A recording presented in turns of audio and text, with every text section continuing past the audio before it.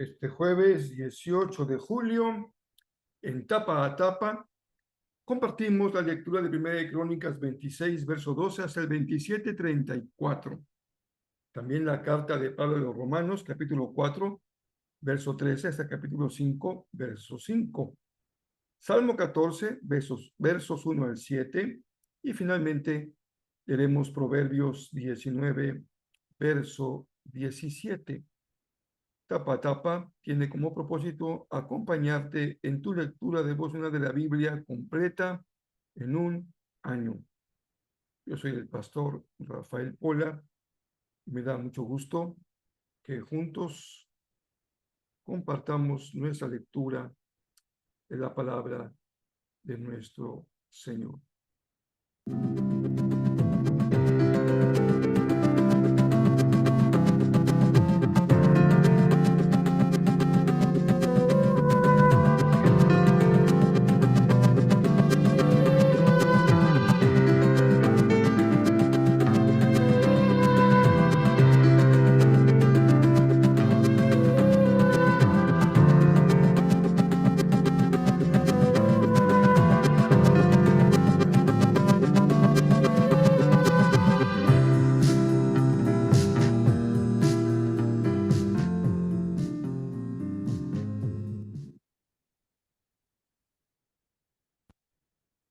Hola, ¿cómo están? Me da mucho gusto que me permitan acompañarlos en su lectura bíblica diaria. Hoy continuamos con Crónicas y en la lectura de hoy encontramos una segunda relato de una importante institución en el pueblo de Dios, que fue la monarquía. De hecho, desde Saúl empieza esta forma de gobierno. Recuerden que antes había un cierto liderazgo carismático que eran los jueces y participaban otros también en la toma de decisiones en el pueblo, pero aún no había la nación unificada. Se trabajaban todavía como un conglomerado con algún tipo de alianzas entre ellos que a veces se rompían y se hacían otras. En Canaán, entre las 12 tribus, coexistían con pueblos cananitas que estaban en el medio de ellos. Así que la vida de Israel, poco a poco, a lo largo de los siglos, fue conformándose como una nación. Una parte fundamental de esta conformación de Israel como nación fueron sus instituciones. Y ahí la importancia que tiene en Israel la familia como una institución fundamental. En ese sentido de conglomerado de grupos familiares, otras instituciones muy importantes pues, fueron los clanes y las tribus. De hecho, sus lealtades, sus luchas militares estaban centradas en sus lealtades tribales. Y más abajo, con sus clanes o con sus grupos familiares. Pero en la medida en que el pueblo de Israel se fue construyendo como una nación, otro elemento fundamental fue el sacerdocio, centrado en el templo. También vivió una época muy azarosa el sacerdocio, porque había algunos no legítimos, se dio una ruptura en el culto de las tribus del norte y las tribus del sur. Desde el principio hubo algunos esfuerzos por tener cultos en otros lugares, y los había en Silo, pero siempre fue Jerusalén la tendencia, la instrucción de Dios para que ahí se construyera el templo, y esto significó, ya era totalmente diferente tener una construcción como un templo a una tienda, tabernáculo que podía moverse de un lugar a otro como fue. Así que se va consolidando el sacerdocio y alrededor de él los otros ministerios como el ministerio profético, que lo veremos mucho más claramente en los próximos libros. Y también se consolida la monarquía, especialmente el gran rey. Tal vez no haya otra etapa tan consolidada. Bueno, Salomón, ¿verdad? Que con su reinado fue un reinado de paz, le permitió consolidar mucho más la monarquía y el poder económico y el poder social, el poder religioso, poder político. Y en este capítulo de Crónicas 26 vemos cómo se va consolidando justamente el poder en el reinado de David, en su gobierno monárquico. Así que vamos a continuar con nuestro estudio del capítulo que nos toca hoy. Los capítulos que nos tocan hoy en la lectura que hacemos todos los días de la escritura. Les agradezco que me pongan algunos comentarios ahí en el Face o en el chat. Creo que enriquece mucho cuando podemos compartir y comunicar lo que vamos aprendiendo o las preguntas que pueden irse presentando. Esto enriquece nuestra meditación. También los porteros son parte de esta organización que cuidaban el templo. También se hace igual por familias. Los levitas, a cargo del tesoro de la casa de Dios, también se van estructurando de esta manera el cuidado de los recursos económicos. Otros se encargaban de responsabilidades administrativas y de ser jueces.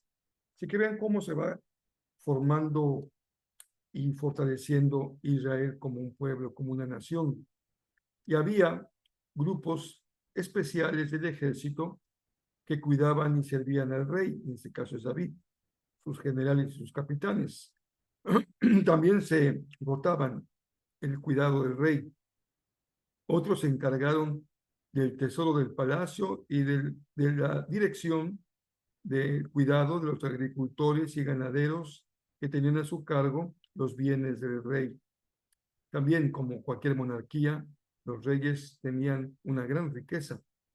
Les pertenecían grandes extensiones de tierra y grandes cantidades de ganado en todos los tipos. Así que eran un agente económico muy importante la monarquía, así que su importancia era superior en el pueblo de Israel como lo era en otros pueblos antiguos también. ¿Qué podemos aprender de esta narrativa histórica?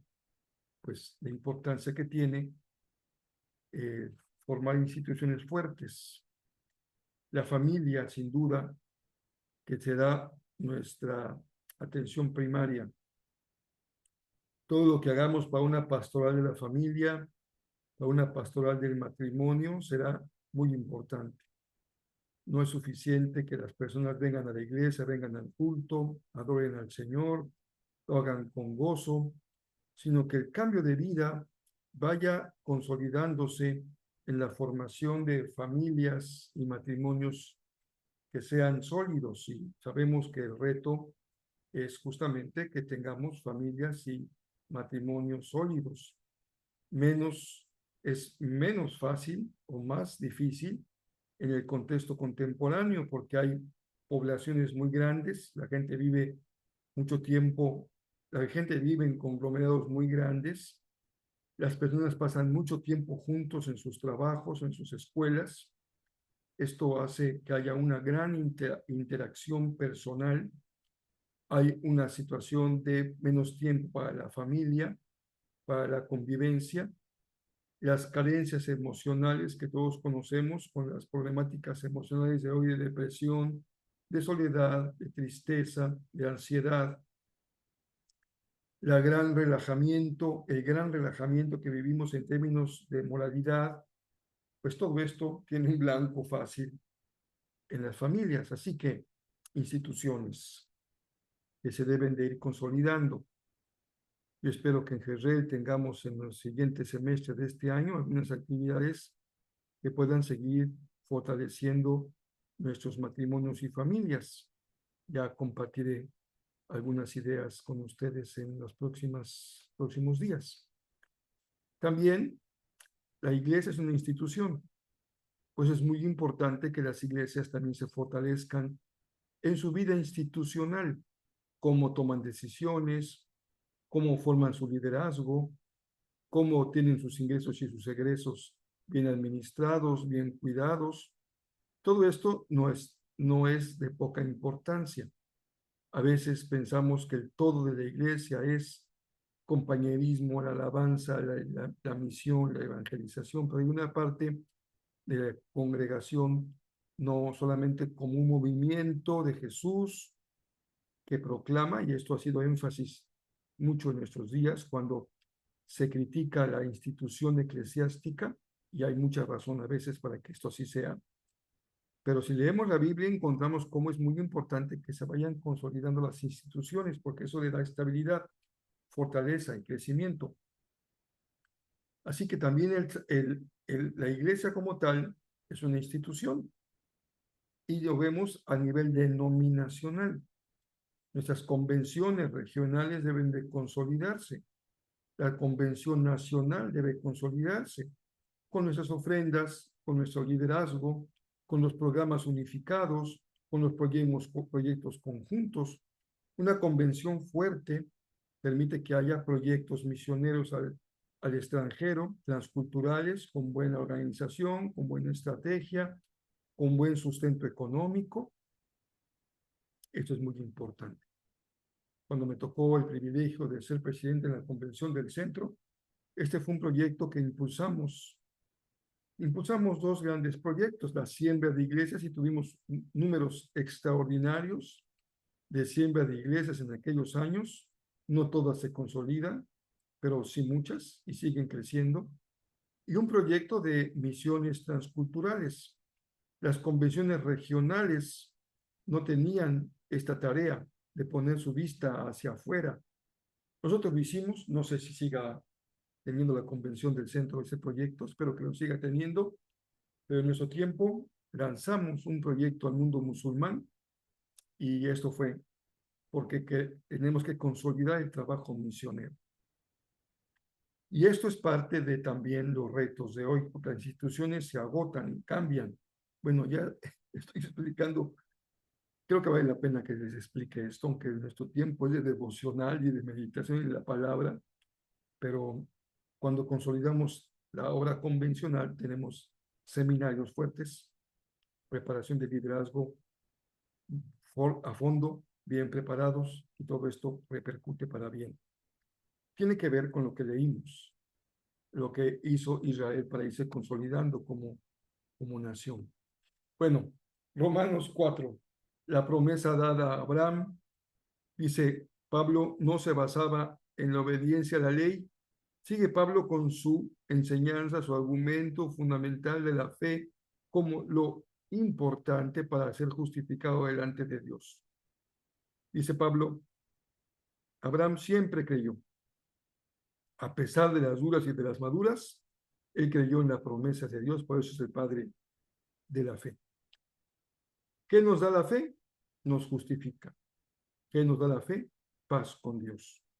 Él nos ha justificado y tenemos cuentas claras con el Señor. Pero no solamente es algo formal, que se cumple desde el punto de vista legal, cuando alguien es justificado y declarado inocente o justo, es un aspecto de la ternura de Dios, porque Él nos ama, nos ha dado de su Espíritu Santo para llenar nuestro corazón con su amor. Fíjense qué cosa tan hermosa. No solamente se trata de algo legal, de la parte, digamos, de la justificación legal como un aspecto de la salvación, sino esta parte cariñosa de amor del Padre que nos ama y nos da su Espíritu para llenar nuestro corazón con su amor. Pues llegamos al Salmo y también esa parte que nos permite el Señor de adorarlo con un cántico, con un poema, con un himno. Y ahora dice David, hablábamos de esto el domingo, de que para el pueblo de Israel no es un tema la existencia de Dios, porque lo experimentó, lo vivió desde que fueron sacados de Egipto. Dios estaba presente en su historia y en su vida de manera permanente, pero ya en el tiempo de David, David tiene que decir, solo los necios dicen en su corazón que no hay Dios. Y David creía que en el fondo hay una razón moral. Cuando nuestra vida anda de patas arriba, pues lo más fácil es negar al Señor. Tus acciones son malas, dice el salmista. Pero al final, dice David, es una forma de conclusión de los salmos generalmente, una forma de alabanza y de expresión de la fe. El Señor restaura a su pueblo. ¿Cuál es el ministerio de la iglesia? Cuando yo era un niño, bueno, un adolescente, mi maestra del Instituto Bíblico me enseñó que la razón de ser de la iglesia es la restauración de las personas. Fíjense, ya pasó mucha agua bajo el puente y esta enseñanza no la olvido y espero que no se olvide en mi ministerio. Toda persona que tengo el privilegio de pastorear y de darle la mano y un abrazo cada domingo o por este medio, mantengo presente que nuestra tarea es la restauración de las personas. Algunos disfrutan condenándolas. Nuestra tarea es su restauración, porque lo hemos experimentado y agradecemos a Dios que hay que quienes han sido instrumentos de restauración en nuestra vida. Proverbios dice, el día de ayer aprendimos que el perezoso empobrece y que el Señor bendice a aquel que bendice al pobre. Porque cuando tú haces algo por un pobre, es como que lo hicieras por el Señor. Y aquí hay una enseñanza, pero revolucionaria y de fondo. Cada vez que tú ayudas a un pobre, le prestas al Señor. Y créeme que el Señor paga sus deudas. Podemos hacerlo con toda esa confianza en nuestro corazón. ¿Qué les parece los Juegos Olímpicos? ¿Les gustan los Juegos Olímpicos? ¿Cuál es la actividad deportiva que más les gusta? ¿Por qué no me lo compartes aquí en el chat de Facebook o en el YouTube? En YouTube se usa menos el chat, casi nunca tenemos comentarios en YouTube, porque estamos habituados un poco a comentar en el Face y algunos también lo hacen en las redes de WhatsApp, pero ¿por qué no me comparten en, en el chat de tapa a tapa? Hay pocos comentarios, dos por ahí, dos o tres hermanas queridas que generalmente nos saludan, hermanos.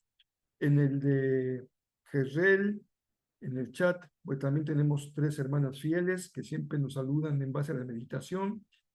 En el chat de estudios bíblicos generalmente no hay ningún comentario, pero espero que me puedan compartir en las diferentes formas de comunicación cuál es su deporte favorito en las Olimpiadas, cuál disfrutan más, porque en las Olimpiadas pues es ver, somos espectadores, no podemos participar. Ojalá que fuéramos deportistas de alto rendimiento, pero no lo somos. Bueno, por lo menos yo no lo soy, no sé ustedes, pero sí podemos compartir. A mí me encantó el primer domingo o segundo, no recuerdo bien, cuando hablamos del salto de caballo, de la equitación. Es un deporte extraordinario porque implica la preparación del animal, del caballo, y la preparación del jinete, este binomio. En la vida, hermanos, muchas cosas se hacen con binomios. Si no hay un binomio bien estructurado, organizado, se alcanzan pocas cosas, porque en la vida pocas cosas que valen la pena se hacen en soledad. La mayoría se hacen en colectivo.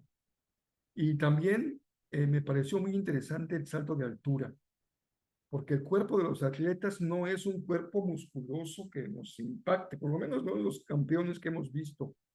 Son personas muy delgadas, con piernas largas y muy fuertes. Pero, ¿cuál es tu deporte olímpico favorito? Algunos seguramente dirán, pues para mí me gusta el box, pastor, porque pone unas palizas impresionantes, pero bueno, ya de gustos en gustos se rompen géneros. compartan conmigo, por favor, su deporte favorito. Les mando un abrazo. Creo que es hasta la próxima semana que se inauguran, por ahí del veintitantos. Y también la fiesta de inauguración va a ser algo fenomenal allá en París. No nos la perdamos. Que Dios les bendiga muy ricamente.